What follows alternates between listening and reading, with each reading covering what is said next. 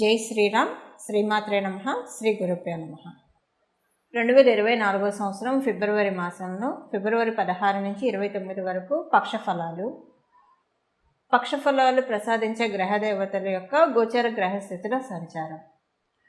మేషరాశిలో గురువు సంచారము, కన్యారాశిలో మేషరాశిలో గురుదేవుని సంచారం, కన్యారాశిలో కేతుదేవుని సంచారం, మకర రాశిలో అంగారకుడు, శుక్రుడు, బుధుడు వీళ్ళ ముగ్గురు సంచారము.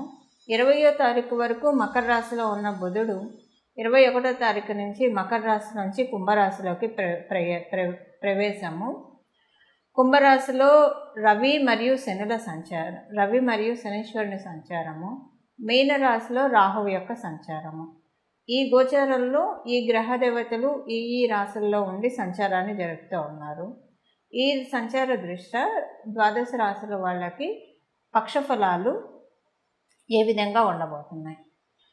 ఈ పక్షఫలాలు ఈ వారం ఉన్న పక్షఫలాలకి ఒక చిన్న స్పెషల్ అంశం కూడా ఉంది. మొదట అది తెలుసుకొని తర్వాత పక్షఫలాన్ని చర్చిద్దాము. శనీశ్వరుడు, రవి, బుధుడు వీళ్ళ ముగ్గురు కలిసి 21వ తారీఖు నుంచి కుంభరాశిలో సంచారం చేస్తూ ఉన్నారు. రవి బుధుడు కలిసి కుంభరాశిలో సంచారము అంటే ఎప్పుడైనా సరే బుధుడు రవికి ఒక రాశి అటు ఇటు కలుస్తూ ఉంటాడు, మళ్ళీ వెనక్కి వెళ్తూ ఉంటాడు. అది జరుగుతూ ఉంటుంది. ముందు వెనక గడిలో కావచ్చు, లేదా వాళ్ళిద్దరు కలిసి ఉండడం మనం చాలా జాతకాల్లో చూస్తుంటాం. కాకపోతే ఆ కలిసి ఉండడం అనేది కొన్ని రాశిలో ఉన్నప్పుడు స్పెషల్ ఎఫెక్ట్ ఉంటుంది. బుధాదిత్య యోగం ఇప్పుడు వర్తించదు కానండి, వేరే కొన్ని మంచి రాశుల్లో అవి పడ్డప్పుడు బుధాదిత్య యోగం వర్తిస్తుంది. ఇప్పుడు బుధాదిత్య యోగం లిటరల్గా అప్లికేబిలిటీ లేకపోయినా ఇక్కడ ఒక స్పెషల్ అంశం ఏంటంటే కాలపురుషుడు కుండలిలోంచి లాభస్థానమైన కుంభరాశిలో వీళ్ళిద్దరూ సంచారం చేస్తూ ఉన్నారు. లాభస్థానమైన కుంభరాశిలో లాభాధిపతితో కూడి సంచారం చేస్తున్నారు. అంటే ఆ రాష్ట్రాధిపతి అయిన శనీశ్వరుడితోటి కూడి వీళ్ళిద్దరి సంచారం జరుగుతూ ఉంది. శనీశ్వరుడు ఈ రాశిలో ఉండి సంచారం అనేది చాలా మంచి ఫలితాన్ని, అంటే వీళ్ళిద్దరితోటి కూడి సంచారము మంచి ఫలితాన్ని ప్రసాదిస్తుంది. రవి శని కలిపి ఉన్న సంచారం గురించి మనం ఆల్రెడీ ఒక వీడియో చేసాము, అది ఒకసారి ఛానల్లో ఉంది చూడండి. కానీ బుధుడు శని సంచారము కొన్ని మంచి ఫలితాలు ఇస్తుంది. అందులో కూడా లాభరాశిలో సంచారము ఏదైనా స్టోర్ చేసుకోవడానికి అవకాశం ఇస్తుంది. ఇప్పుడు కాలపురుషుడు కుండలిలోంచి కాబట్టి లాభస్థానం కాబట్టి ఫైనాన్షియల్గా మంచి స్టోర్ చేసుకోవడానికి, డబ్బులు నిల్వ చేసుకోవడానికి, సేవింగ్స్ మోడ్ స్విచ్ ఆన్ చేయడానికి అవకాశం ఉంది. ఏ రాశుల వాళ్ళకి ఇది ఏ రకంగా లబ్ధికరంగా ఉంది ఆ విషయాలు మనం చూద్దాము. ఇప్పుడు మేషరాశి వాళ్ళకైతే కాలపురుషుడు కుండలిలోంచి అది ప్రథమ రాశి కాబట్టి ఇక్కడ సేవింగ్స్ మోడ్ స్విచ్ ఆన్ అవుతుంది. బట్ అన్ని రాశుల వాళ్ళకి అది ఏ స్థానం అవుతుంది, ఏ విషయాల్లో బెనిఫిట్స్ ఎక్కువగా పెరుగుతాయి, ఈ విషయాలు మనం చూద్దాము. అలాగే శని బుధుల సంచార రీత్యా ఈ పక్షం అంతా కూడా కొంత అంటే విద్యార్థిని కొన్ని విషయాల్లో కొన్ని అనుకూలతలు ఉంటాయి. ఏ విషయాల్లో మనం చూసుకుంటే కనుక ప్రత్యేకించి ఈ ఫైనాన్షియల్ ఫీల్డ్స్లో ఉన్న వాళ్ళందరికీ కూడా ఈ పక్షంలో మీరు ఏ రకమైన ఫైనాన్షియల్ డీలింగ్స్ చేస్తూ ఉన్నా సరే కొంత బెనిఫిట్స్ ఇప్పుడు బుధుడు మరియు శని వీరిద్దరూ కలిసి సంచారం చేయడం వల్ల అవకాశం ఉంది. అలాగే ఈ బెనిఫిట్స్తో పాటు కొంత మీకు ఏదైనా కనుక మెచ్యూరిటీ ల్యాక్ అయ్యి, అంటే కొన్నిసార్లు ఏ సిచ్యువేషన్లో ఎలా రియాక్ట్ అవ్వాలో తెలియక చాలామంది ఇబ్బంది పడుతూ ఉంటారు. అలాంటి స్థితిలో కనుక మీరు ఉంటే దానిలోంచి శని బుధులు ఇద్దరు కలిసి బయటకు లాక్కొస్తారు. అంటే బాగా మెచ్యూరిటీ లెవెల్స్ని పెంచుతారు. సో ఎక్కడ ఎలాగ స్పాంటేనియస్గా రియాక్ట్ అవ్వాలి, ఇలాంటి మెచ్యూరిటీ చాలా బాగా ఇస్తారు శని బుధులు ఇద్దరు కలిసి. ఇది జనరల్గా ఓవరాల్గా అందరికీ అప్లికేబుల్ అయ్యే పాయింట్స్. ఇక విడివిడిగా మీ రాశి వాళ్ళకి ఎలా ఉంది ఈ పక్షంలో, ఎస్పెషల్లీ శని బుధులు కుంభరాశిలో సంచారము మీ రాశి వాళ్ళకి, అంటే మిగతా ప్లానెట్స్ కూడా మనం తీసుకున్నాము కన్సిడరేషన్లోకి, బట్ ఈ శని బుధుల సంచారము మీ రాశి వాళ్ళకి ఎలాంటి ఫలితాన్ని ఇస్తుంది ఆ విషయాలు మనం ఎప్పుడు తెలుసుకుందాం. మకర రాశిలో పుట్టిన వాళ్ళకి కుటుంబం గురించి ఆలోచనలు ఎక్కువగా అవుతాయి. మీరు మాట్లాడే ప్రతి మాట, ఇదివరకు మీరు మాట్లాడిన మాటలు కావచ్చు, పాస్ట్‌లో మీరు మాట్లాడిన మాటలు కావచ్చు, లేదా మీ పట్ల ఎవరైనా మాట్లాడిన మాటలు కావచ్చు, దానికంటే సెల్ఫ్‌గానే ఎక్కువగా ఆలోచిస్తారు. మీరు మాట్లాడిన మాటల గురించి ఎక్కువగా ఆలోచిస్తారు. ఇది కరెక్ట్‌గానే అప్పుడు అది కరెక్ట్‌గానే చేశానా? ఈ విషయం కరెక్ట్‌గా చేశానా? ఇదంతా ఏంటంటే ఒక రకంగా చెప్పాలంటే పర్సనాలిటీ డెవలప్‌మెంట్‌కి ఇప్పుడు మీకు ప్రేరేపిస్తూ ఉంది గోచర గ్రహస్థితులు.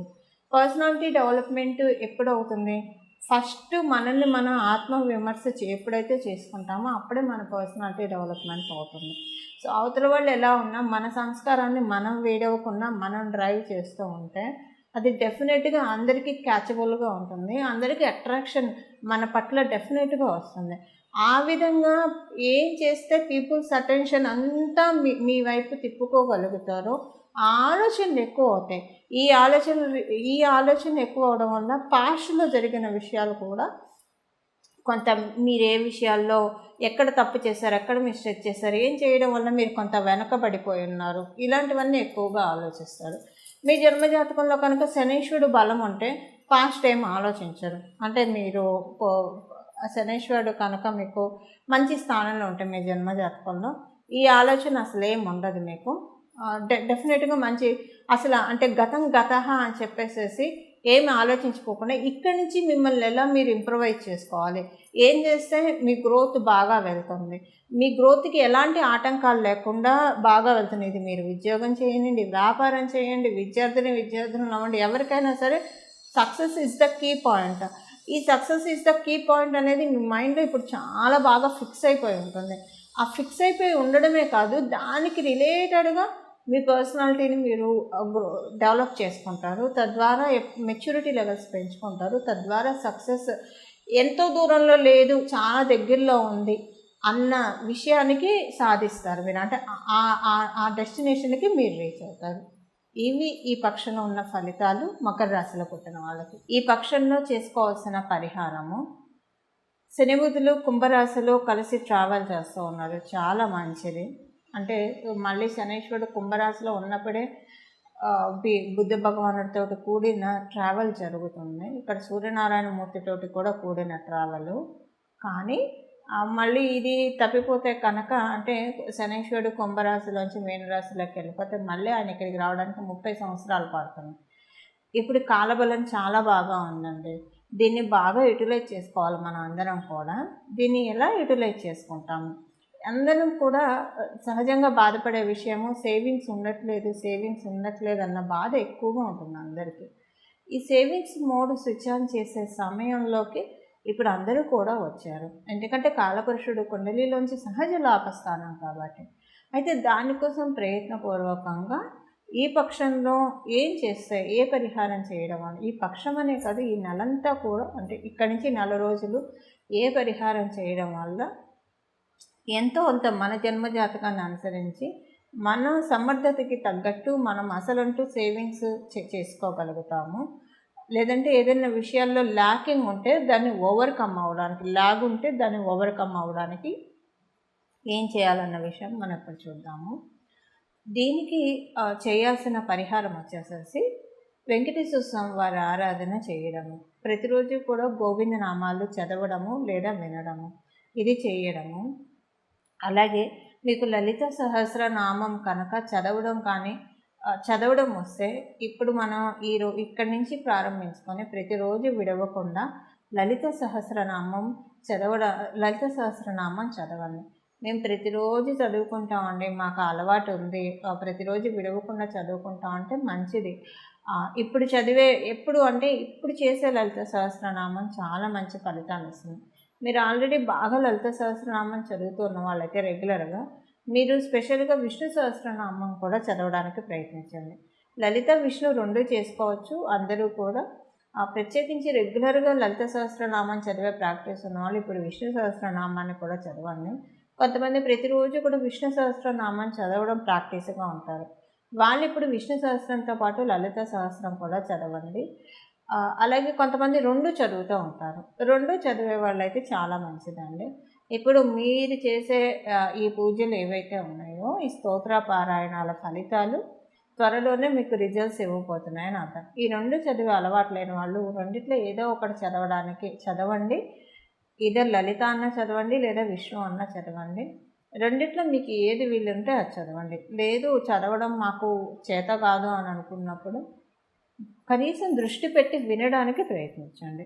మొత్తం లలిత సహస్రనామం అంటే మొత్తం మీ అటెన్షన్ అంతా ఆ ఆడియో మీదే ఉండాలి, కానీ వేరే చోట ఉండకుండా చూసుకోండి.